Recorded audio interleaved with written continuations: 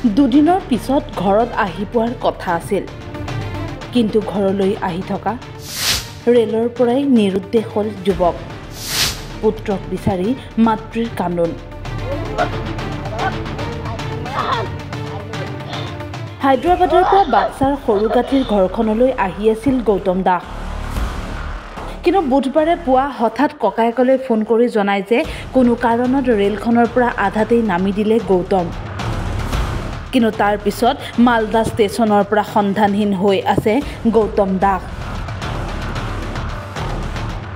পৰিয়ালৰ লোকসকলে বহু বিচাৰ খোচাৰ কৰিছে যদিও সন্ধান লাভ কৰা নাই ব্যক্তিগৰাকীৰ।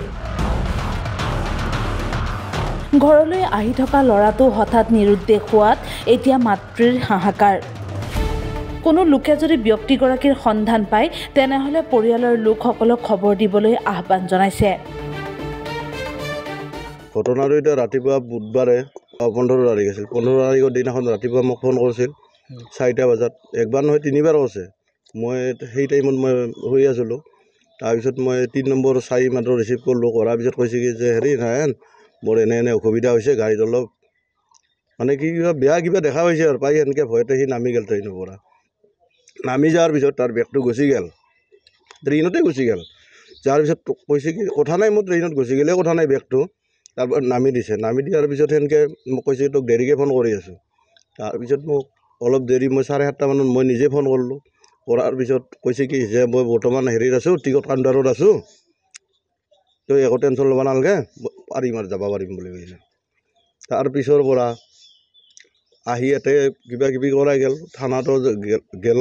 তাৰপিছত ইফালে আমাক কলগী থানাত যাওঁতে RPFতে যাব দিল, তাতে গ'লোঁ আমি। RPFে কৈছে কি যে আমিতো এতিয়া বঙাইগাঁৱৰ কেছটো কেনেকৈ জানিম, গতিকে আমাৰ ইয়াত হ'লে আমি এতিয়া কিবা এটা কৰিব পাৰিলোঁ হয়, গতিকে মালদাত হৈছে যিহেতু কেছটো, যে মালদাত যাব লাগিব বুলি কৈছে। মালদাত গৈছোঁ আমি। তাৰপিছত 4জন গ'লোঁ মালদাত। 4জন যাই তাতে আমি ডাইৰেক্ট RPFৰ হেৰিত গ'লোঁ, অফিচত যাই তাতে যে সুধিলোঁ যে ছাৰ এনেকৈ লোৱা এটা আহিছিল হায়দৰাবাদৰ পৰা, তাতে যিহেতু কৰ্মৰত আছিল। হায়দৰাবাদৰ পৰা অহা ল'ৰাজনৰ কথাটো গোটেইখিনি ক'লোঁ আৰু তাতে। কি নাম আছিল ল'ৰাজনৰ? গৌতম দাস। তাৰপিছত কৈছে কি যে হেৰি তোমালোকে বিশ্বাস নকৰিব পাৰা, ফটো চটো লৈ আনছা না নাই। আনি ফটো চটো লৈছে, লৈ নাম চাম লৈছে, এড্ৰেছ লৈছে, কণ্টেক্ট নম্বৰ লৈছে, লৈ কিনে কৈছে কি যে মই এইটো গ্ৰুপত দিম, আমাৰ গ্ৰুপত দিলে ইয়াতে পুলিচ প্ৰশাসন গোটেই পাব। তাৰপিছত মানে আমাৰো মানে অলপ মনত বেয়া লাগি আছে যে এইটো নহয়, আমি থানাত যাবই লাগিব। তাৰপিছত নেক্সট টাইম আমি থানাত গ'লোঁ। থানাত যে এনেকৈ SI মেডামক আমি ক'লোঁ কথাটো। কোৱাৰ পিছত কৈছে কি যে আমি এই হেৰিটো পাইছোঁহি, তাৰপিছত হ'বই বুলি কৈছে, আৰু একো কৰিব নালাগে বুলি কৈছে। এইখিনি আৰু কথা। মোৰ এটা ভাই হৰেছে বিচাৰি গ'লোঁ, সেইকলগিলা সেই ষ্টেচন মালদাকলৈকে গ'লোঁ। আজি 2 দিন হয়তো বিচাৰি চাই ঘূৰিলোঁ। তাতে পুলিচৰ সহায় চহায় লৈ তাতে কাগজ পত্ৰ এইগিলা জমা চমা দি আছোঁ। কেইজন ভাই ককাই আছিল? আমি 3টা। যিজন ভাই সৰু আছিলে, বিয়া বাৰু পাতিছিল? বিয়া বাৰু পাতিছিল, ছোৱালী এটা।